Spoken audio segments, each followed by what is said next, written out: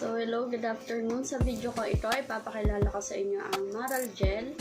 So, ito yung pinakabagong improved product ng Handel's Garden na ang sikat na ginawa ng Handel's Garden ay ang Titan Gel Gold and Titan Gel Black.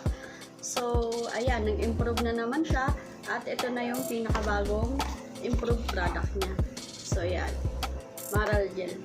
So, ano ba yung sign na original yung Maral Gel na in-order nyo? So, may sticker code din siya kagaya ng mga original na Titan Gel. And, yung takip niya, same lang din ng sa Titan Gel Gold Original and Titan Gel Black. So, mag-ingat kayo kasi may mga fake din. Mas mabilis kasi ma-fake to kasi alam nila na legit yung mga products na binibenta ng Handel's Garden, kaya palaging nagagaya. So, sa ilalim, same lang din ang original. Ito na yung new batch ng lahat ng lumalabas na Titan Gel Gold and Titan Gel Black. So, ganun na yung itsura niya. Iniba siya kasi maraming yung nagagaya. So, yan. Unbox na natin.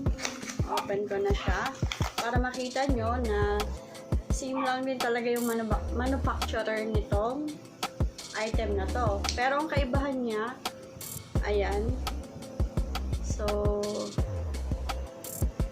same pa rin naman yung halos texture niya. Pero sabi, mas may cooling effect daw po ito.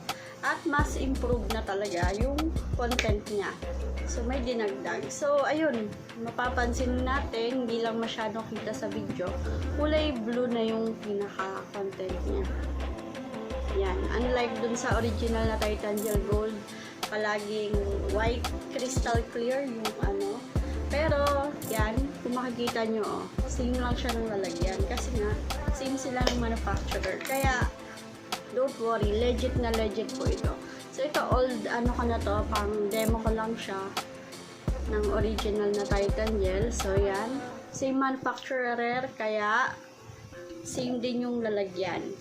So, sobrang ganda nito guys. Ito yung pinakabago sa market. So, itry nyo na at paano umorder. Click lang kayo dito sa link na ibibigay ko, Shopee or Lazada. So, yun lang po. Salamat.